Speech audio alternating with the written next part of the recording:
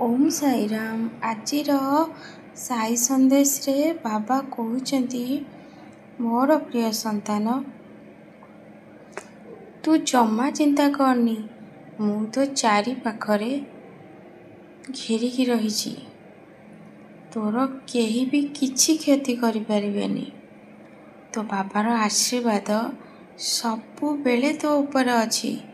ତୁ କାହିଁକି ଭାବୁଛୁ ଯେ ତତେ ସମସ୍ତେ କଷ୍ଟ ଆଉ ଯନ୍ତ୍ରଣା ଦେବେ?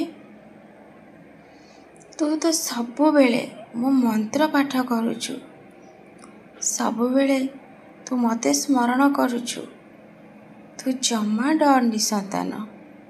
ମୁଁ ପରା ତୋ ପାଖେ ପାଖେ ଅଛି।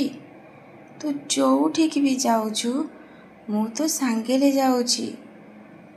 ତୁ ଭାବୁଛୁ କି ତୁ ଏକା ହେଇଯାଇଛୁ? ତୋର କେହି ନାହାନ୍ତି ସନ୍ତାନ। ତୋ ବାବା ଅଛନ୍ତି ତୋ ପାଖରେ। ମନରେ ବିଶ୍ୱାସ ଆଉ ଭରସା ରଖ। କିଛି ଅସୁବିଧା ହେବନି। ପ୍ରତିଟି ମୁହୂର୍ତ୍ତରେ ମୁଁ ତତେ ରକ୍ଷା କରୁଛି। ଆଗକୁ ମଧ୍ୟ ରକ୍ଷା କରିବି। ଖାଲି ଗୋଟିଏ କଥା ମୁଁ ତତେ କହିବି ସନ୍ତାନ, ତୁ ମୋ ଉପରେ ବିଶ୍ୱାସ ରଖ। ଧୈର୍ଯ୍ୟ ରହ। ଧୈର୍ଯ୍ୟ ଦ୍ୱାରା ସବୁ କିଛି ସମ୍ଭବ ହେଇଥାଏ ସନ୍ତାନ। ଶ୍ରଦ୍ଧା ଆଉ ଧୈର୍ଯ୍ୟ, ଏହି ଦୁଇଟି ଜିନିଷ ବହୁତ ଆବଶ୍ୟକ। ଯେତେ ବଡ଼ ଜୀବନରେ ଦୁଃଖ ଆଉ ଝଡ଼ ଆସୁ, ଯଦି ଶ୍ରଦ୍ଧା ଆଉ ଧୈର୍ଯ୍ୟ ତୋ ପାଖରେ ଅଛି ନା, ତାହେଲେ କେହି ତତେ ଏ ଜୀବନ ଯୁଦ୍ଧରେ ହରେଇ ପାରିବେନି। ତୁ ସବୁବେଳେ ଆଗକୁ ବଢ଼ିବୁ ଆଉ ପ୍ରତ୍ୟେକଟି କ୍ଷେତ୍ରରେ ଜିତିବୁ। ସନ୍ତାନ, ଆଖିର ଲୁହ ପୋଛିଦେ। କାନ୍ଦନି। ମୁଁ ତ ସବୁବେଳେ କହିଛି, ମୁଁ ଅଛି।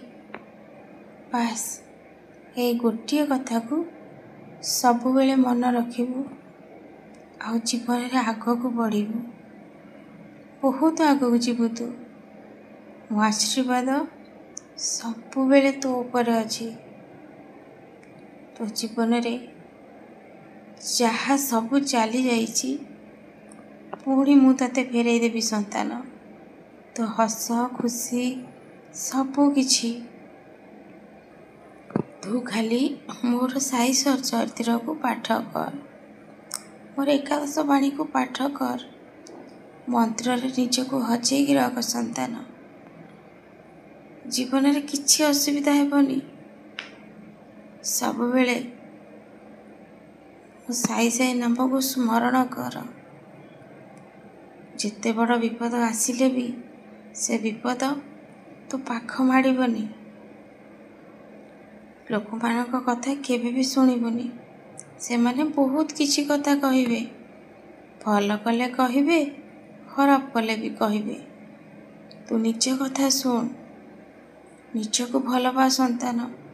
ତୁ ଯେତେବେଳେ ନିଜକୁ ଭଲ ପାଇବୁ ନା, ସେତେବେଳେ ସାରା ଦୁନିଆ ତତେ ଭଲ ଲାଗିବ। ନିଜେ ଆଗେ ସୁସ୍ଥ ରହ, ଖୁସି ରହ। ନିଜେ ଖୁସିରେ ରହିଲେ ସିନା ଅନ୍ୟକୁ ଖୁସିରେ ରଖିବୁ। ସେଥିଲାଗି ନିଜକୁ ନିଜେ ଖୁସି ରହିବା ସେତିକି ଜରୁରୀ।